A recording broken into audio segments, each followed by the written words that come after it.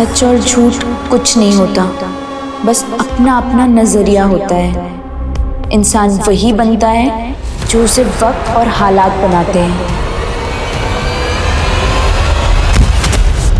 भला बुरा सब भ्रम है। मैं भी एक भ्रम में जी रही थी, या ये कहूँ कि मेरे चारों तरफ सिर्फ भ्रम ही भ्रम था। और एक दिन वो सारे भ्रम टूटे और मेरी जिंदगी को मौत की चौखट पर ले गए। नमस्कार, मैं दिव्यांका त्रिपाठी दहिया क्राइम पेट्रोल सतर्क विमेन अगेंस्ट क्राइम की श्रृंखला में आपका स्वागत करती हूँ।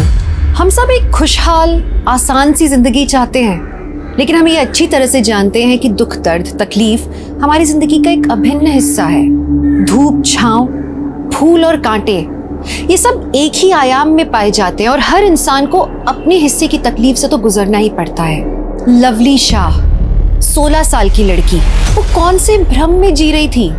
क्या कहानी थी लवली की कि उसने ऐसा कदम उठाया? लवली के साथ जो कुछ भी हुआ उसे समझने के लिए हमें सबसे पहले लवली की जिंदगी को जानना पड़ेगा। आप सभी पंचगणों से हमारी विनती है कि हमको इंसाफ दिलवाइए। ये वृंदावन सालों पहले हमसे कर्जा लिया और आज तक रकम नहीं लौटाया। जरा पूछिए इससे, कब देगा हमारे पैसे? 5,000 रुपये लिया था इनसे, सूद मिला के 14,000 वापस कर चुके हैं। और कितना दें हम बताइए? लेकिन 11,000 रुपये अभी भी बाकी हैं। पाई पाई का हिसाब रखे हैं, पूछ लो इनसे। वृंदावन, सम्राट जी ने अपने सारे कागज दिखाए हैं, रकम तो तुम्हें लौटानी पड़ेगी। देखिए, अगर देना है तो आपको मालूम है कि खेती बाड़ी का क्या हालत चल रहा है। थोड़ा बखत दीजिए तो कोशिश नहीं नहीं करते हैं। नहीं, पंच परमेश्वर, आप लोग इसकी बातों में मत आइए, फैसला सुनाइए अपना।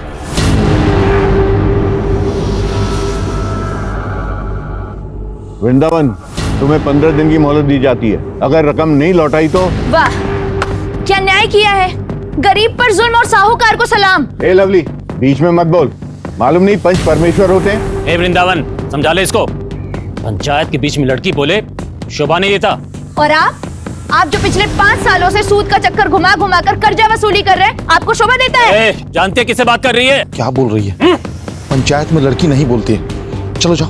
आज की लड़कियां पंचायत तो क्या पार्लियामेंट में भी बोलती हैं, और हम भी बोलेंगे। अगर कुछ गलत होगा ना तो हम बोलेंगे। वृंदावन, समझा इसको, वरना ठीक नहीं होगा। तुम घर जाओ। अरे तुम घर जाओ, क्या बोल रही हो तुम? अरे घर जाओ ना तुम।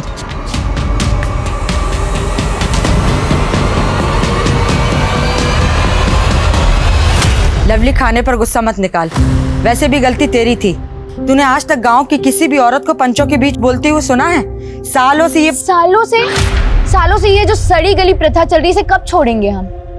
आप मुझे एक बात बताइए, सालों पहले सती प्रथा होती थी ना? आज है ये सब? नहीं है ना?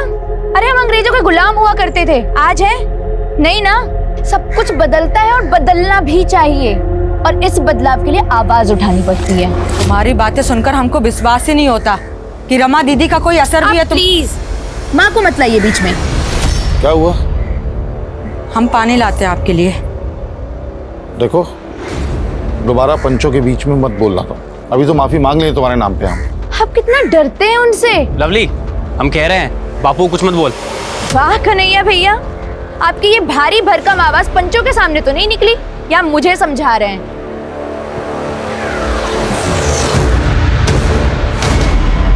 Insulating supporting medium, construction of Van de Graaff generator. तो चलिए, वैन डी ग्राफ जनरेटर का नाम वैन डी क्यों रखा गया, कौन बताएगा? अच्छा, गौतम, तुम बताओ। Sir, Robert J Van de Graaff नाम के वैज्ञानिक ने इसे इन्वेंट किया था, इसीलिए। वेरी गुड, शाबाश।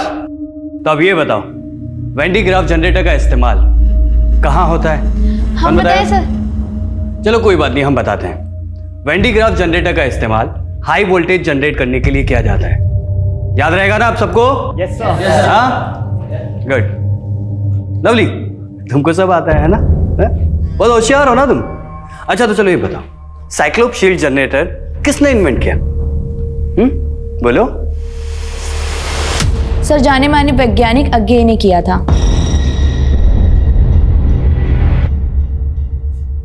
तकलीफ मत कीजिए सर, अज्ञे वैज्ञानिक नहीं बल्कि कवि हैं। आपको फिजिक्स आती है, लेकिन फिजिक्स पढ़ाना नहीं आता। चुप करो। और इस सेमेस्टर के सारे चैप्टर अगली बार 3 बार लिख कर लेके आना अगली क्लास में, नहीं तो कोचिंग क्लास में बैठने नहीं देंगे। जाओ, दफा हो जाओ। जाती हो या फिर से सस्पेंड होना है?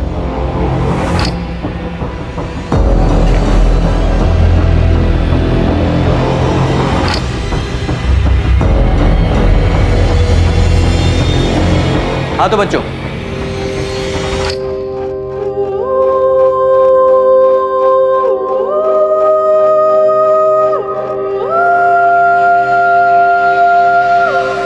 लवली, तुमने रमा दीदी से पैसे क्यों मांगे? माँ है वो हमारी, अब मांग लिए तो क्या हो गया? वो कुछ कहती नहीं है तो ठीक है, लेकिन वो भी कोई रईस नहीं है कि तुम उनसे जब चाहे खर्चा करवाती रहो। आपकी प्रॉब्लम क्या है? आपको तो पैसे देने नहीं है ना? और अगर मेरे माँ बाप दे रहे हैं तो आपको क्या परेशानी हो रही है? देखो बेटा, इंसान को उतना ही पैर फैलाना चाहिए जितना चादर होता है। अब तुम यहाँ रहती हो, हमारा जिम्मेदारी है, और हमारे पास ज्यादा पैसा नहीं है। फिर से हाथ खड़े कर दिए ना? बेटा लवली, ज्यादा मत बोलो तुम। बोलेंगे हम, ऐसे बेबसी की जिंदगी नहीं जी सकते हम। ये मत करो, वो मत करो, सपने मत देखो। अरे तंग आ चुके हैं हम, घुटन होने लगी है हमें। ऐसे जीने से अच्छा ना लगता मर ही जाए। और वैसे भी आप दोनों को ना कोई फर्क नहीं पड़ता हमारे होने ना होने से। एक काम करते हैं, मर ही जाएंगे आज हम। अरे लवली, लवली।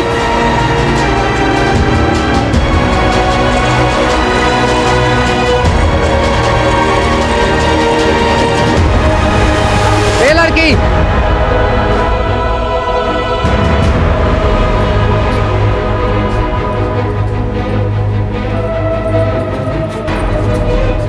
लवली अभी तक नहीं आई? सुषमा, तूने लवली को देखा क्या? रोज शाम को इस समय तक कोचिंग क्लास से आ जाती है। नहीं, हमने तो नहीं देखा लवली को।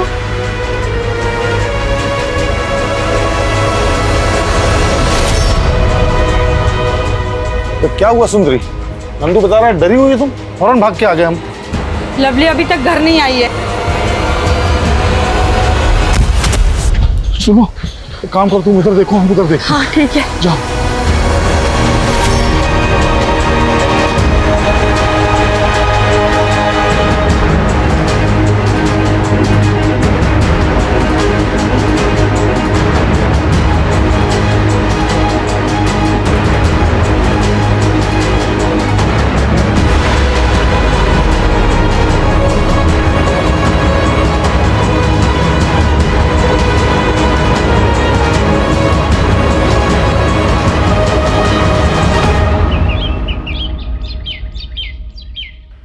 वृंदावन, लगता है अब हमें पुलिस में खबर कर देनी चाहिए। पुलिस नहीं। वृंदावन, पुजारी जी एकदम ठीक कह रहे हैं। हम सब लोग तो लवली को ढूंढ ही चुके हैं, अब केवल पुलिस ही ढूंढ सकता है उसे। भैया, पुलिस तक बात पहुंचेगा तो बहुत बदनामी हो जाएगा हमारा। लोग पता नहीं क्या क्या बात बनाएंगे। बस लोगों को पड़ा है, और हमारी बिटिया का क्या? हम जाते हैं पुलिस के पास। अरे लेकिन तुमको जाने का जरूरत नहीं है, हम जाएंगे थाने। हाँ भैया, अरे क्या हुआ?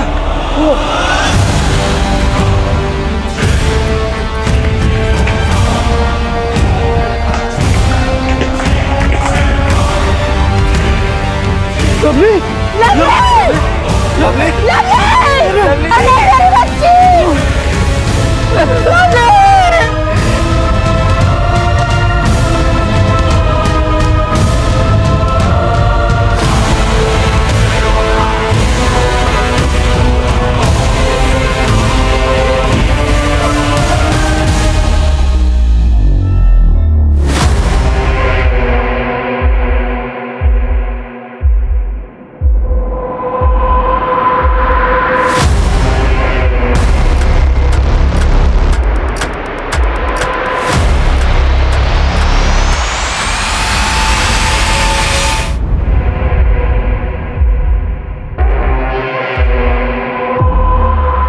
इस लड़की की साइकिल नीचे खड़ी है, उस पर बैग भी है। देखकर तो ऐसा ही लग रहा है कि वो खुदकुशी के मकसद से ऊपर आई हो। उसने साइकिल नीचे खड़ी की, छत पे आई और फिर यहाँ से कूद गए। कुमार सर, बॉडी को पोस्टमार्टम के लिए भेज दो।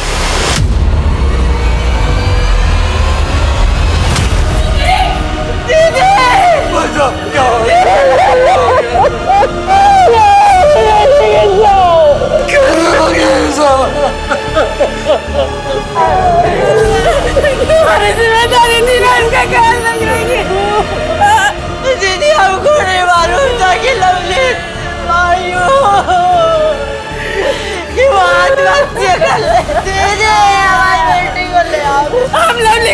भी ज्यादा जानते हैं, वो खुदकुशी नहीं कर सकती, नहीं कर सकती।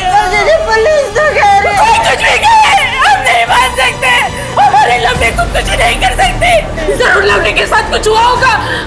हमारे जब तक इसका पता नहीं चलता हम चैन से नहीं बैठेंगे। हमारी बेटी को ले आओ दीदी, हमारी बेटी को ले आओ।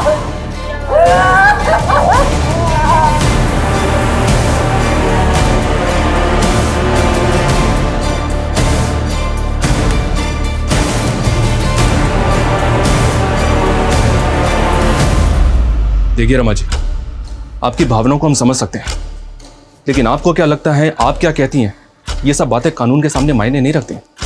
कानून के लिए मायने रखते हैं सबूत। सबूत क्या कहते हैं, पोस्टमार्टम रिपोर्ट क्या कहती है। और पोस्टमार्टम रिपोर्ट के मुताबिक लवली ने सुसाइड किया था। अब आप लोग लवली की डेड बॉडी ले जाइए और उसका अंतिम संस्कार कीजिए। नहीं, जब तक दोबारा जांच नहीं होगी हमारे लवली के शरीर का अंतिम संस्कार नहीं होगा। रमा बिल्कुल ठीक बोल रही है। लवली का शरीर तभी राख होगा जब उसके साथ इंसाफ होगा। मौत पर इंसान का कोई बस नहीं चलता, लेकिन जिंदगी के फैसले इंसान खुद लेता है। लेकिन शायद ये भी एक भ्रम है। मेरी किस्मत का फैसला हमेशा दूसरों ने लिया, हमेशा। घटनास्थल पे मिले सबूत, पोस्टमार्टम की रिपोर्ट सब यही दर्शा रहे थे कि लवली ने आत्महत्या की थी। लेकिन रमा इस बात को मानने को तैयार नहीं थी।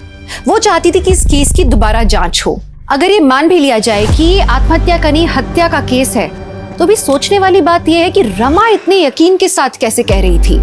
खैर, परिवार का विक्टिम को अंतिम संस्कार देने से इनकार करने का फैसला कारगर साबित हुआ। देखते ही देखते इस मामले ने तूल पकड़ा और केस अखबार की सुर्खियों तक पहुंच गया। अच्छी बात यह हुई कि लवली की कम्युनिटी ने भी आवाज उठाई और पब्लिक सेंटिमेंट्स को ध्यान में रखते हुए री इन्वेस्टिगेशन के लिए केस क्राइम ब्रांच को सौंपा गया।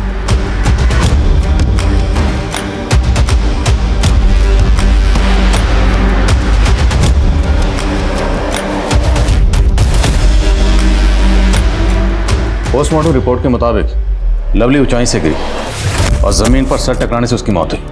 लोकल पुलिस की रिपोर्ट में भी यही लिखा है सर। पड़ोसियों से पता चला कि लवली पढ़ने के लिए कोटा जाना चाहती थी, लेकिन घर वालों ने मना कर दिया तो वो काफी अपसेट थी। हमारे लिए महज एक केस हो सकता है, लेकिन किसी ने अपनी बेटी खोई और अगर उसके साथ कुछ नाइंसाफी हुई है तो उसे इंसाफ दिलाना हमारा फर्ज है। विक्टिम की फैमिली से मिलना पड़ेगा। लवली को और उसके मन को बहुत अच्छी तरह से समझते थे। हमारी लवली खुदकुशी कर ही नहीं सकती। कितने सपने थे उसके, कितना कुछ करना चाहती थी वो। देखिए, आपके जज्बात मैं समझता हूँ, लेकिन हमारे लिए जानना जरूरी है, क्या लवली किसी बात को लेकर परेशान थी? उसने कभी कुछ कहा हो आपसे या आपने कुछ देखा हो? सर, लवली की मौत के एक दिन पहले उसने हमें फोन किया था।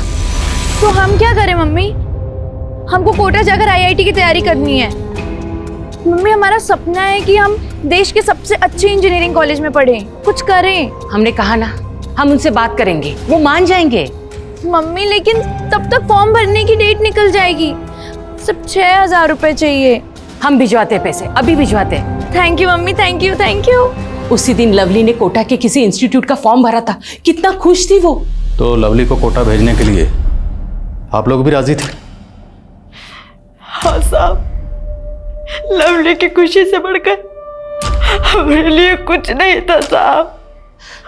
आप ही सोचिए ना सर, अगर लवली किसी बात को लेकर हताश थी तो एक दिन पहले वो कोटा का फॉर्म क्यों भरती? देखिए, आपकी बात मैं समझता हूँ, लेकिन पोस्टमार्टम रिपोर्ट तो यही कहती है कि उसने खुदकुशी की थी। तो आप भी यही मानते हैं कि हमारी लवली ने खुदकुशी की? देखिए, जब तक हमारी तहकीकात पूरी नहीं हो जाती हम कुछ नहीं कह सकते। हम इस केस की तहकीकात फिर से करेंगे, फिर देखते हैं।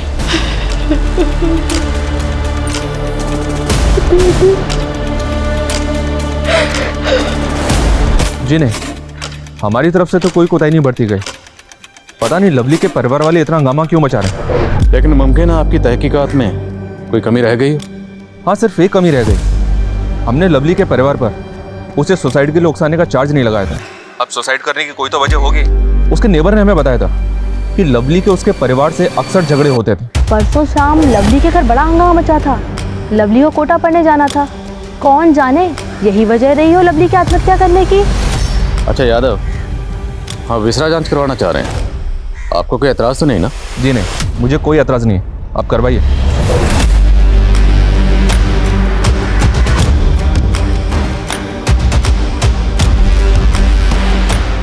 सर, इस रिपोर्ट के मुताबिक लवली ने खुदकुशी नहीं की। No traces of blood in lungs. अगर मौत गिरने से हुई होती तो लड़की की सांस के साथ उसके लंग्स में ब्लड आता,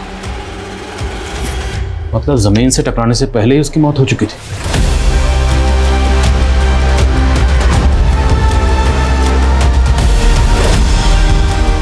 लवली साहू 10 बजे कोचिंग इंस्टीट्यूट पहुंची और तकरीबन 1 बजे वहां से निकली। सर, हमारे पास विटनेस है जिसने लवली को वहां से लौटते वक्त देखा था। तो मतलब साफ है, लवली के साथ जो भी हुआ इंस्टीट्यूट से लेकर घर के रास्ते के बीच में ही हुआ। सर, लोकल पुलिस का जो विटनेस है लक्ष्मण, उसका कहना था कि जब लवली से उसकी टक्कर हुई तो वो काफ़ी परेशान लग रही थी और हड़बड़ी में कहीं जा रही थी। तो मतलब लवली के साथ उस दिन कोचिंग क्लासेस में कुछ हुआ होगा। हम शुरुआत वहीं से करें।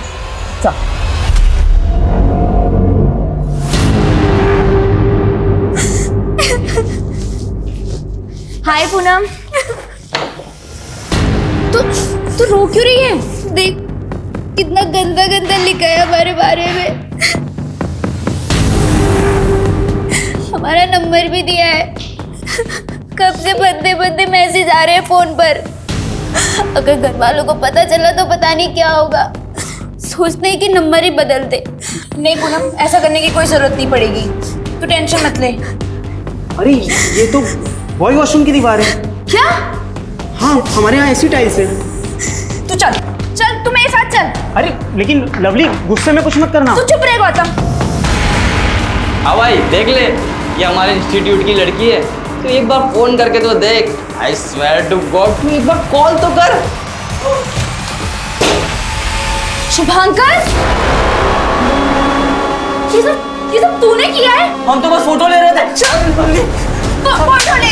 फोटो ले रहा था तू। चल बाहर। लवली हमारी बात नहीं। लड़की को बदनाम करेगा, लड़की को बदनाम कर रहा है तू। हाँ, तूने पूनम को बदनाम करने की कोशिश की ना, अब तू देख कि हम तुझे कैसे बदनाम करते हैं। अगर तुझे सस्पेंड ना करवाया ना तो हमारा नाम भी लवली नहीं। नहीं प्लीज लवली, ऐसा मत करना। अरे हमने कुछ नहीं किया। कुछ नहीं किया तूने?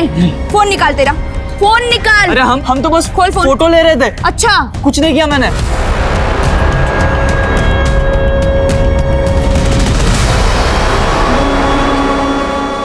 हाय लवली, बड़ा ही प्यारा नाम है ना। दीपक हमारे रास्ते से। अरे सुनो तो सही, गुस्सा क्यों हो रही हो? कसम से गुस्से में ना तुम और भी लवली लगती हो। भाई अभी जी इसलिए नाराज हैं क्योंकि पूनम पे तो हमने पूरी दीवार लिख दी, इनके लिए हमने कुछ लिखा नहीं, इसीलिए बस। हटो यहाँ से तुम लोग। दीवार क्या, पूरा कमरा लिखना पड़ेगा इस लवली के लिए।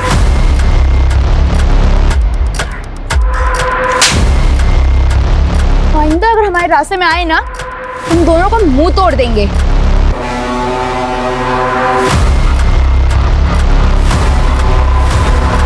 सर, बॉयज टॉयलेट वाले इंसिडेंट के बाद लवली ने शुभांकर को सस्पेंड करवा दिया था, लेकिन जब दीपक और सुनील के साथ झगड़े की खबर मैनेजमेंट वालों को पता चली तो लवली को भी 1 हफ्ते के लिए सस्पेंड कर दिया। और 1 हफ्ते बाद वो लौट के आई तो उसका पूरा प्लान ही बदला हुआ था। प्लान बदला हुआ था? जी सर, लवली IIT की तैयारी के लिए कोटा जाना चाहती थी और हमने उसको आखिरी बार तब देखा था जब वो और गौतम मिलके कोटा का फॉर्म भर रहे थे। गौतम कहाँ मिलेगा? वो तो उसी दिन कानपुर चला गया था, अब तक नहीं लौटा। अच्छा, आप और लवली इंस्टीट्यूट के बाद घर एक साथ जाते थे ना? जी सर, पर आधे रास्ते तक के साथ जाते थे। लवली का घर अलग पड़ता है और हमारा अलग, तो एक मोड़ के बाद हम अलग हो जाया करते थे। हाँ, इस लड़की को देखा है साइकिल से जाते हुए। 2 लड़कों के साथ झगड़ा भी हुआ था इसका। लवली कहाँ जा रही हो? हम छोड़ दें क्या? रास्ता छोड़ हमारा, तुम हटो हमारे रास्ते से। तुम छोड़ देते हैं ना, छोड़ देते हैं ना। क्यों पकड़ रहे हो? दीपक, चल। क्या हुआ बेटा? कुछ नहीं हुआ है। कौन थे वो दोनों लड़के? जानते उनको? सर, हम जानते तो नहीं है, लेकिन हाँ, लाल रंग की बाइक से आए थे। पूनम, वो जो 2 लड़के दीपक और सुनील उस दिन लवली को परेशान कर रहे थे, क्या उनके पास कोई बाइक है? हाँ सर, दीपक के पास बाइक है, वो भी लाल कलर की। रहते हैं कहाँ दोनों? एड्रेस मालूम? नहीं सर, घर नहीं पता, पर इतना पता है कि हमारे इंस्टीट्यूट में पढ़ते हैं। सर दीपक और सुनील के एड्रेस इंस्टीट्यूट से मिल गए हैं, जल्द ही दोनों गिरफ्त में होंगे। सर उस्मान खबरी ने एक काम की न्यूज़ दी। लवली को जिस बिल्डिंग से फेंका गया था वो बिल्डिंग सम्राट सिंह की है। सम्राट सिंह लवली के गांव का एक बड़ा साहूकार है। लवली के पिता वृंदावन ने उससे काफ़ी कर्जा ले रखा था जो कि वो चुका नहीं पा रहा था। इस बात को लेकर दोनों का भरी पंचायत में काफ़ी झगड़ा हुआ था। बुलाओ उसे। सर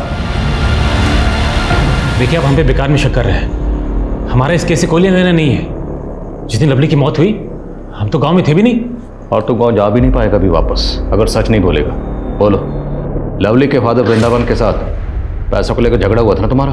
अरे साहब, हम साहूकार हैं, लोगों के सुख दुख में ब्याज पर पैसा देके उनकी सहायता करते हैं।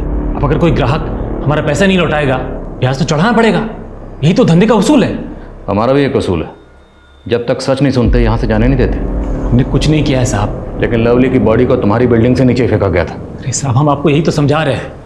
हमें अगर लवली को मारना होता तो उसकी लाश को अपनी बिल्डिंग से नीचे क्यों फेंकते, ताकि हम खुद ही फंस जाएं। सम्राट की बात में लॉजिक तो है। अगर इसने लवली को मारा होता तो वो उसे खुद ही अपनी बिल्डिंग से नीचे क्यों फेंकेगी? क्योंकि इससे तो सबसे पहला शक इसी पे जाएगा। सर तो हो सकता है कि किसी और ने सम्राट और वृंदावन की दुश्मनी का फायदा उठाया, इसलिए लवली की बॉडी को सम्राट की बिल्डिंग से नीचे फेंका, ताकि अगर वो सुसाइड ना भी दिखे तो कत्ल का शक सम्राट पर जाए। सवाल यह है कि लवली उस दिन इतनी हड़बड़ी में क्यों थी? क्या वो बिल्डिंग में किसी से मिलने वाली थी? डू वन थिंग, बिल्डिंग के आसपास जितने भी लोग रहते हैं सब पर नजर रखो। सर और दीपक और सुनील? सर वो दोनों फरार हैं और शुभांकर भी सस्पेंशन के बाद से अपने घर नहीं पहुंचा है। पता लगाओ तीनों कहाँ छुपे हैं। जी सर, एक बात और, लवली का परिवार उसका अंतिम संस्कार करना चाहता है। ठीक है, और रिलीज कर दो। सर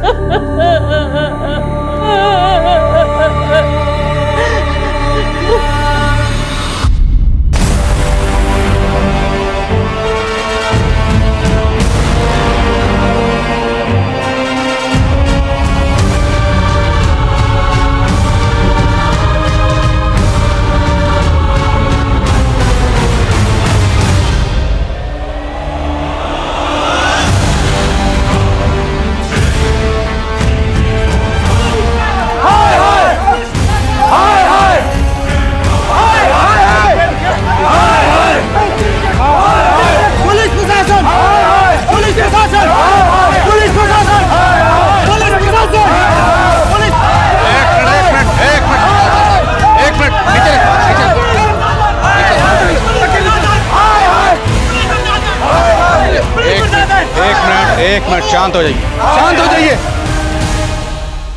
बात क्या है? अब ये ढोंग बंद कीजिए इंस्पेक्टर साहब। पहले आप लोगों ने कहा कि हमारी बेटी ने आत्महत्या की, और आप लोगों ने हमसे ये बात भी छुपाई कि उसका बलात्कार हुआ था। ये आप क्या कह रहे हैं? हम सही कह रहे हैं, हमने अपने आंखों से देखा इसके शरीर पे जख्म के निशान। देखिए, जरूर आप लोगों से कोई गलतफहमी हुई है। कोई गलतफहमी नहीं हुई है, हमसे गलती हुई जो हमने सोच लिया कि आप इस वक्त जांच करेंगे। आप पे भरोसा कर लिया, हमसे गलती हुई है। देखिए, शांत हो जाइए, शांत हो जाइए। मैं वादा करता हूँ अगर जरूरत पड़ी तो हम फिर से पोस्टमार्टम करवाएंगे। अरे हमारी बेटी के शरीर के साथ और कितना खिलवाड़ करोगे आप लोग? कितनी बार चिरबाड़ करोगे हमारी बेटी के शरीर के साथ? पुलिस प्रशासन! पुलिस प्रशासन! पुलिस प्रशासन! पुलिस प्रशासन! पुलिस प्रशासन! पुलिस इन्वेस्टिगेशन एक मजाक बनकर रह गया था। पहली इन्वेस्टिगेशन रिपोर्ट में यह आया था कि लवली ने आत्महत्या की थी। विसरा रिपोर्ट ने यह दावा किया कि पहले लवली को मारा गया, फिर बिल्डिंग से फेंका गया, और अब पता लग रहा था कि लवली के प्राइवेट बॉडी पार्ट्स पे जख्मों के निशान थे। उसका रेप हुआ था, और ये बात किसी रिपोर्ट से नहीं बल्कि लवली के परिवार से पता लगी उसके अंतिम संस्कार के ठीक पहले। लोकल पुलिस और क्राइम ब्रांच की मंशा और क्षमता दोनों पे उंगलियां उठ रही थीं। प्रशासन ने लोगों के आक्रोश से बचने के लिए बॉडी को तीसरी बार पोस्टमार्टम के लिए भेजा, और जब रिपोर्ट सामने आई लोगों के होश उड़ गए। लवली का गैंगरेप हुआ था। आखिर इतनी बड़ी चूक हो कैसे सकती? दीज आर द प्रोफेशनल्स जिनको पोस्टमार्टम जैसे सीरियस जॉब का जिम्मा दिया गया। सर मैंने पोस्टमार्टम रिपोर्ट दोबारा पढ़ी। पहले लवली के साथ गैंगरेप हुआ और फिर गला घोटकर उसको मार दिया गया। सर लेकिन एक बात नहीं समझ में आ रही कि लवली के प्राइवेट पार्ट्स पर रेपिस्ट के डीएनए ट्रेसेस कैसे नहीं मिले? शायद रेपिस्ट ने प्रोटेक्शन यूज किया होगा। सब कुछ बड़ी प्लानिंग के तहत किया गया। लड़की को बिल्डिंग तक अकेले बुलाना और फिर मर्डर को सुसाइड दिखाना और वृंदावन और सम्राट के झगड़े का फायदा उठाना, ये किसी शातिर खिलाड़ी का काम है।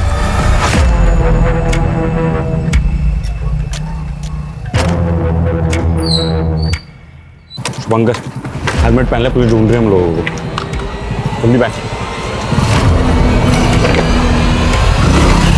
क्या लवली पिछले 13 साल से अपने मौसा मासी के साथ रह रही थी? जी सर, अभी अभी उस्मान ने एक खबर दी। दरअसल लवली के पैदा होने के कुछ समय बाद ही लवली की मां सुंदरी ने लवली को अपनी बड़ी बहन रमा को सौंप दिया था, क्योंकि रमा की कोई औलाद नहीं थी। लेकिन 2 साल पहले वो लोग लवली को उसके माँ बाप के पास वापस छोड़ गए। 2 साल पहले ऐसा क्या हुआ था कि लवली अपनी जन्म देने वाली माँ के पास वापस आ गई? सर ये तो अब तक पता नहीं चला। तो कहीं इस केस के तार 2 साल पहले हुए इस हादसे तो नहीं जुड़े हुए? लवली की मौसी रमा से मिलना पड़ेगा।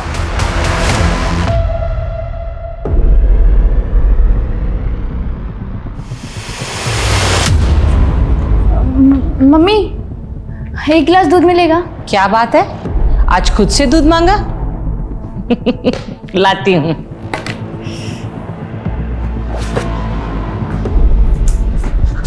तुम यहाँ क्या कर रहे हो? ये तुम्हारे लिए, पकड़ो, इसे पढ़ना जरूर, ठीक है? मैं चलता हूँ, बाय।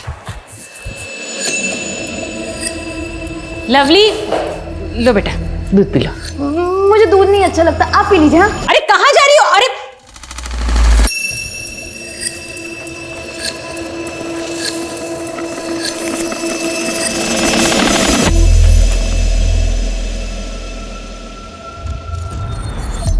हम शादी कब करेंगे? जब तू ना 18 साल की हो जाएगी, यानी 4 साल बाद। 4 साल? नहीं, मैं इतना वेट नहीं कर सकती। अरे लवली, तुम्हें पता है हमारा दिल क्या करता है कि हम तुम्हें अभी के अभी घर से यूं भगा के लेके जाएं। सच्ची? भगा के ले जाएगा? भगा के ले जाएगा? से निकले नहीं है। शादी करना चाह रहा है? निकलो मत तुम्हारा, भाग यहाँ से। तू भी कम नहीं है। चल चल, आज तुझे बताता हूँ। चल चल। लवली, हम जानते हैं हमारे माँ बाप हमारे प्यार को नहीं समझेंगे, वो नहीं होने देंगे हमारी शादी। हमारे माँ बाप ने तो हमें कमरे में बंद करके रखा है, हम तो भाग भी नहीं सकते। हम क्या करें विवेक? हम अगर साथ में जी नहीं सकते तो साथ में मर तो सकते। मरने के बाद हम लोग अगले जन्म में मिलेंगे। तुम सही कह रहे हो विवेक, मरने के बाद हमें कोई अलग नहीं कर पाएगा। तो ठीक है, इस संडे को 12 बजे एक साथ एक टाइम पे हम लोग सुसाइड करेंगे। हाँ वादा, संडे को ठीक 12 बजे।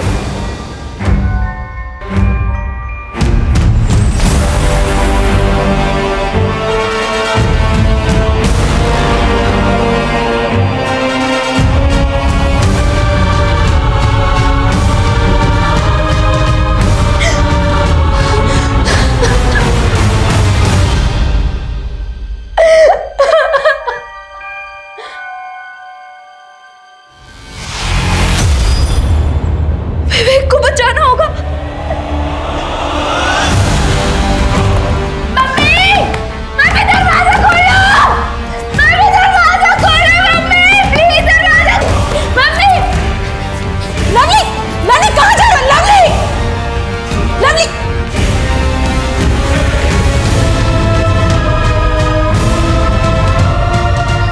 लवली,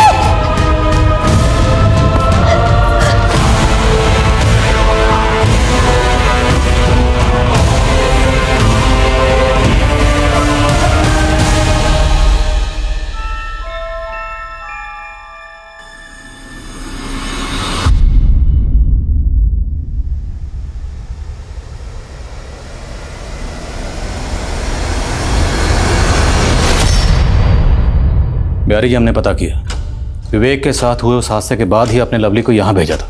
इसके अलावा हमारे पास कोई और रास्ता भी तो नहीं बचा था साहब। दरअसल उस हादसे के बाद लवली सदमे में थी। विवेक की मौत के लिए वो खुद को जिम्मेदार मानती थी। उसकी ये हालत देखकर ना चाहते हुए भी लवली को हमने अपने आप से अलग किया और उसे यहाँ भेजा ताकि वो उस सदमे से उभर पाए। तो यहाँ आने के बाद लवली उस सदमे से उभर पाई थी? साहब, वो धीरे धीरे तो यहाँ के माहौल में ढलने लगी थी, लेकिन वो पहले वाली लवली नहीं रह गई थी। उसकी हंसी में भी एक उदासी थी साहब, और उसने अपने अंदर जो गुस्सा दबा के रखा था वो कभी भी फूट पड़ता था। जाहिर सी बात है, इतने बड़े हादसे के बाद उसे प्रोफेशनल काउंसलिंग की जरूरत थी, अपने माँ बाप की जरूरत थी, उसे आप लोगों के साथ की जरूरत थी। करते भी तो क्या करते साहब, विवेक के पिताजी वकील थे, उन्होंने लवली और हमारी जिंदगी हराम करके रख दी थी साहब। कई बार पुलिस आती थी हमें परेशान करने के लिए, और एक दो बार तो उन्होंने गुंडे भी भेजे थे। गुंडे? हाँ, विवेक का मामा किसी गुंडे से कम नहीं है। एक दो बार तो इनके साथ भी मारपीट की थी। वहां वो हमसे बदला निकालते और यहाँ मेरी बहन के परिवार को परेशान करते थे। वो विवेक का मामा लवली का पीछा करते करते यहाँ तक आया था? सर वो कई सालों से पीछे पड़ा हुआ था, और विवेक का मामा कोई और नहीं, सम्राट सिंह है। मान गए साहब, गड़े मुर्दे उखाड़ना कोई आपसे सीखे। हमारे भांजे की मौत के जख्म को आज आपने फिर से कुरेद दिया। हमारे पास फैक्ट है और तुम्हारे पास मोटिव। नहीं साहब, हमें अगर ऐसा करना होता तो 2 साल तक इंतजार नहीं करता, उसी समय निपटाती होते उसको। देख सम्राट सिंह, साहब परिवार के साथ तेरी दुश्मनी की दास्तान सामने आ चुकी है। अब बेहतर यही होगा कि तू अपना गुनाह कबूल कर ले। साहब हमारी बात सुनिए, हम जान चुके कोई है जो फायदा उठा रहा है हमारे और वृंदावन के बीच के अनबन का, और उसी के झांसे में आके आप सब लोग भी गोल गोल घूम रहे हैं। गोल गोल तो तू घुमा रहा है हमें। सुमित, सीधे रास्ते पर ला जरा से। अरे सर, सम्राट के कॉल रिकॉर्ड्स चेक किए, क्लीन है, कोई सस्पिशियस एक्टिविटी भी नहीं। अब या तो ये सम्राट बहुत स्मार्ट है, या फिर वाकई इसके और लवली के फादर वृंदावन के झगड़े का फायदा उठाकर कोई फंसाना चाहता है इस सम्राट को।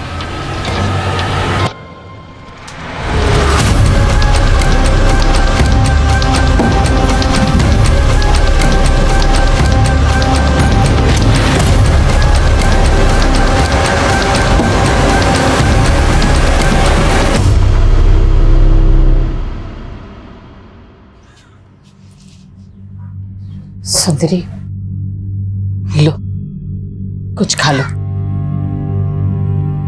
कब तक अपने आप को सजा देती रहोगी? नहीं दीदी, सजा तो उसको मिली है, ऐसी घिनौनी मौत। हम सब उसके गुनहगार हैं दीदी। ऐसे क्यों बोल रही हो? इसमें तुम्हारी कोई गलती नहीं है। गलती तो उसकी भी नहीं थी दीदी, फिर भी हमने उसको सजा दी, उसको हमने आप से अलग कर दिया दीदी। कभी उसको अपने पास प्यार से बैठाकर समझाया तक नहीं। लवली, इतनी देर क्यों हो गई आने में बेटा? पढ़ाई कर रहे थे इसलिए देर हो गई आने में। और आप हमारी इतनी फिक्र क्यों करती हैं? जब तुम माँ बनोगी ना, तब तुम्हें समझ में आएगा कि हम तुम्हारी इतनी फिक्र क्यों करते हैं। अगर आपको इतनी फिक्र होती ना हमारी, तो 11 महीने की उम्र में अपने आप से दूर नहीं करती आप हमें। और हाँ, माँ सिर्फ एक होती है, और हमारी माँ आपकी बहन है, आप नहीं है। को तुझसे लेते वक्त ये वादा किया था कि उसे 2 माओं का प्यार मिलेगा, लेकिन देख, हम में से कोई भी उसकी माँ नहीं बन पाए। सर, लवली के कोचिंग इंस्टीट्यूट की फ्रेंड पूनम आपसे मिलने आई। बोला?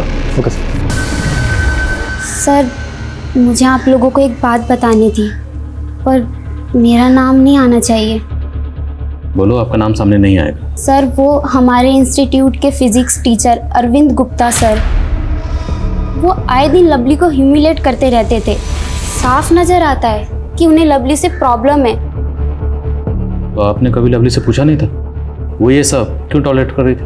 पूछा था सर, तब उसने बताया कि वो उसके पुराने शहर में टीचर थे और वो उनसे प्राइवेट ट्यूशन लेती थी। पर एक दिन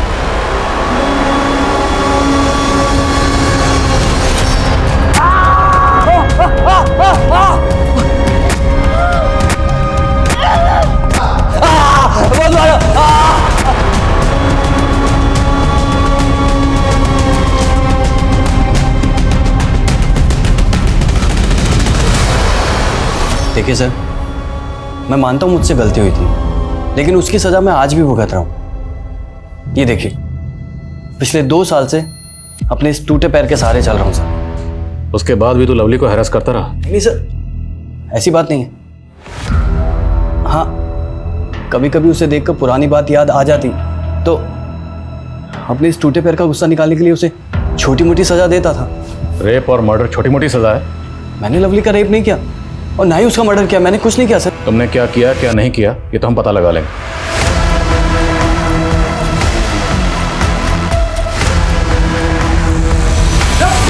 अरे कौन हो आप लोग? यार मैंने कुछ नहीं किया मैडम। सर नहीं सर, मत मारिएगा। हम कसम खाकर कहते हैं कि हमने कुछ भी नहीं किया। हमारी बस इतनी सी गलती थी कि हम गलत वक्त पर गलत जगह थे। लेकिन अब तो सही वक्त और सही जगह पर है, सच बोल। लवली ने जो हम पर इल्जाम लगाया था वो गलत था और पूनम के बारे में भी हमने कुछ भी नहीं लिखा था दीवार पर। हम तो बस अपनी फोटो खींचने की लालच नहीं रोक पाए। लेकिन सर तभी लवली वहाँ आ गई और उसने हमें सस्पेंड करवा दिया। इसलिए तूने उसको मार दिया? नहीं सर, लवली तो शेरनी थी। हम तो उसके पास से गुजरने में भी डरते थे। हम क्या उसे मारेंगे? तो इतने दिनों से छुपा हुआ क्यों था? सर अपने पापा के डर से। उन्होंने तो आपकी बातें सुनकर मान ही लिया था कि हम ही खूनी हैं। सर हमारे पापा बड़े गुस्सैल है। अगर घर जाते तो हमारी खाल उधेड़ देते। सर दीवार पर पूनम के बारे में दीपक और सुनील ने लिखा था, लेकिन फंसे हम। तो दीपक और सुनील को जानता है? जी सर। कहाँ मिलेंगे दोनों? सर मैं प्लीज मत मारो सर। हम मानते हैं कि हमने पूनम के बारे में दीवार में बहुत गंदा लिखा था और लवली को भी छेड़ा था हमने, पर सर हमने उसको खून नहीं किया सर। हाँ साहब, हमने लवली को नहीं मारा है। मुर्गा बनाओ इन्हें और इन दोनों विद्यार्थियों को तब तक मुर्गा बना कर रखो जब तक ये सच का अंडा ना। पुलिस के पास संदिग्ध कई थे, उन सबके पास मोटिव भी था मर्डर का, लेकिन किसी के भी खिलाफ कोई ठोस सबूत नहीं था। वक्त गुजरा जा रहा था लेकिन लवली का केस वहीं के वहीं रुका पड़ा था। और सबसे शर्मनाक बात यह थी कि एक मासूम लड़की के साथ गैंग रेप हुआ था, पर उसके गुनहगार कहीं आजाद घूम रहे थे। लेकिन कहते हैं ना, ऊपर वाले के घर में देर है अंधेर नहीं। एक ऐसा क्लू पुलिस के हाथ लगा जिसने इन्वेस्टिगेशन का रुख ही बदल दिया। बहुत महंगा दाम लगा रहे हैं, लूट रहे हैं क्या? अरे नहीं भाभी जी, इतने सालों से हम दुकान कर रहे हैं, सबको लूटने बैठूंगा तो कैसे दुकानदारी होगी मेरी? मतलब काफी पुराने हैं आप यहाँ पे? हाँ, 15 साल पुरानी दुकान है हमारी। लगता है आप यहाँ नए आए हैं।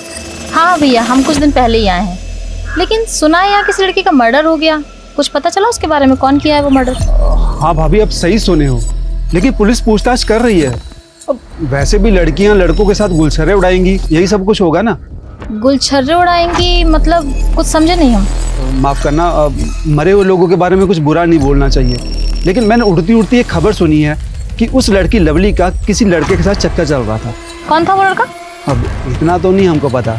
वेरी गुड रेनू, गांव के और लोगों से बात करो और कोशिश करो कि कोई पुख्ता नाम हमारे हाथ लगे। जी सर।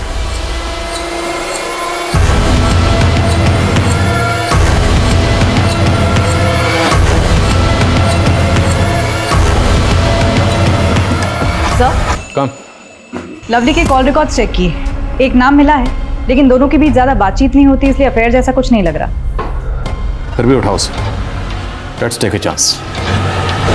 सर हम सच कह रहे हैं सर, लवली के साथ हमारा कोई अफेयर नहीं था सर। लड़का लड़की घूमने लगते तो सर सब लोग बातें बनाने लगते। सर लवली तो हमारी राखी सिस्टर थी सर, बहन मानते थे सर हम उसको। सर ये देखिए सर फोटो, सर नसीब से हमारे फ़ोन में फोटो है सर, वरना सर जैसे आप हमें उठा लिए सर, लवली के भैया तो हमें पीटी देते थे। लवली के भैया मतलब कन्हैया? हाँ सर, उनको लगता था कि हमारे बीच में कुछ अफेयर चल रहा है, तो वो अपने साथ ही लेके आए थे हमें पीटने के लिए। अगली बार से हमारी बहन के आसपास भी दिखे ना तो टांगे तोड़ देंगे तुम्हारी। हम मिलेंगे क्योंकि हमने कुछ गलत नहीं किया है। ये देखो, हमारी कोई बहन नहीं है ना, तो हम लवली को बहन मानते हैं। लवली ने राखी बांध दी हमें, अब यकीन आया आपको? पूजा, एक पॉइंट मेरे जहन में बार बार चल रहा है, लेकिन उसे सपोर्ट करने के लिए हमारे पास कोई एविडेंस नहीं है। कौन सा पॉइंट सर?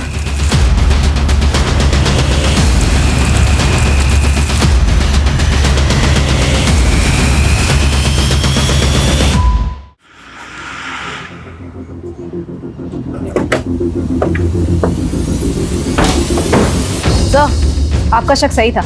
जिस दिन लवली का मर्डर हुआ उस दिन इस लड़के ने 1 डज़न कॉन्डम्स खरीदे थे। कम उम्र का लड़का है, ना बीवी है ना गर्लफ्रेंड। उठाओ इसे। सर हम कुछ नहीं किए सर, आप लोग फंसा रहे हमको। फंस तो गया क्योंकि हमने उस दुकान का पता लगा लिया है जहाँ से तूने कॉन्डोम्स खरीदे थे, और तू सीसीटीवी में भी उस दिन उसी बिल्डिंग की तरफ आते हुए दिख रहा है। अरे तू जल्दी चल, कन्हैया फिर से पगला गया है। क्या हुआ अंकित भैया? अरे उसको कोई फिर से भड़का रहा है कि तुम्हारा और गौतम का अफेयर चल रहा है। वहाँ गौतम को पकड़ के रखे हुए हैं। कहाँ पकड़ कर रखे हैं? सम्राट चाचा का नया वाला बिल्डिंग है ना, हाँ। उसके छत पे रखे हुए पकड़ के। भैया भैया गौतम कहाँ है? यहाँ कोई गौतम नहीं है, और हमने तुमसे कहा था ना उस गौतम से दूर रहना। तुमने झूठ बोला हमसे। बहुत जुबान चलने लग गई ना तेरी, अभी बताता हूँ क्या करूँगा।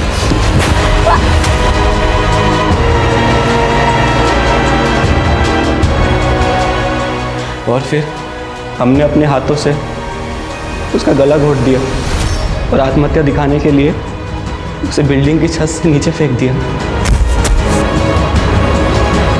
खुद की सगी बहन के साथ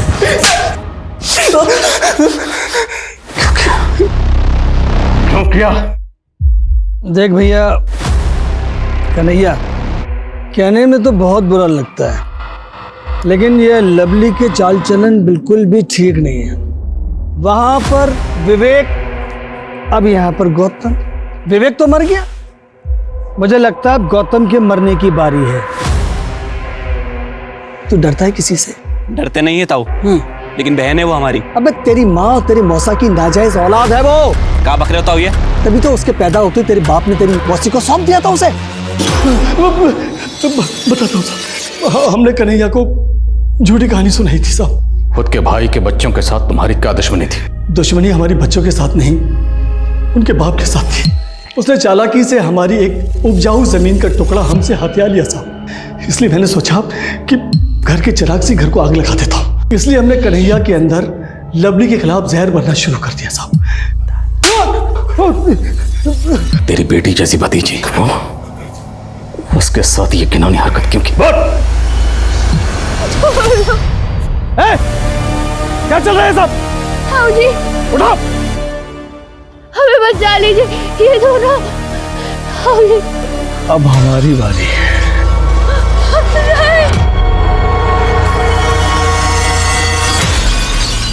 जो चला गया वो तो लौट कर नहीं आएगा, फिर इंसाफ का क्या मतलब? इंसाफ भी एक भ्रम है, लेकिन ये भ्रम बना रहना चाहिए, क्योंकि इंसाफ उन्हें सुकून देता है जो पीछे रह गए। लवली के साथ जो हुआ उसने न सिर्फ इंसानियत पर बल्कि उस रिश्ते पर भी धब्बा लगा दिया जिसे हम पवित्र मानते हैं। कन्हैया ने भाई बहन के रिश्ते को दागदार कर दिया। नफरत स्लो पॉइजन की तरह होता है। जब एक इंसान अपनी आंखों में गुस्सा और दिल में गुबार लेके चलता है तो नतीजा सिवाय तबाही के कुछ नहीं होता। सुदामा को अपने भाई वृंदावन से नाराजगी थी जो नफरत में बदल गई। फिर उसने शतरंज की बिसात बिछाई और वृंदावन के बेटे को ही मोहरा बना दिया। लेकिन इसमें लवली का क्या दोष था? उसे किस गुनाह की सजा मिली? सदियों से यही होता आया है। लड़ाई किसी की भी हो, नफरत किसी की भी हो, औरत ही हमेशा पिसती आई है। किसी से बदला लेना हो, उसे सबक सिखाना हो, तो अक्सर वार उस शख्स पर नहीं, उसकी बीवी, बेटी, बहन या गर्लफ्रेंड पे किया जाता है। कहते हैं ना कि किसी को अगर चोट पहुंचानी है तो सबसे पहले उसकी सबसे कीमती चीज को ठेस पहुंचाओ। तो ऐसे औरत को चीज समझकर, वजूदहीन समझकर उसे कुचल दिया जाता है। एक मर्द की दूसरे मर्द से लड़ाई, लेकिन सबसे पहले औरत ने गाली खाई, औरत ने जान गंवाई।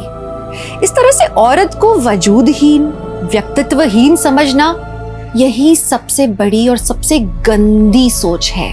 तो बात बार बार वहीं आकर रुक जाती है। हर बार मैं यही बात कहती हूँ कि जब तक हम अपनी सोच को नहीं बदलेंगे तब तक औरतों के खिलाफ हो रहे क्राइम्स नहीं रुकेंगे। तो चलिए, मैं दिव्यांका त्रिपाठी दहिया इसी नोट पे आपसे लेती हूँ विदा। फिर मिलूंगी एक और सच्ची, हैरत अंगेज करने वाली कहानी के साथ। देखते रहिए क्राइम पेट्रोल, सतर्क, विमेन अगेंस्ट क्राइम। एक औरत पर वार, अब हर औरत का भार। जय हिंद।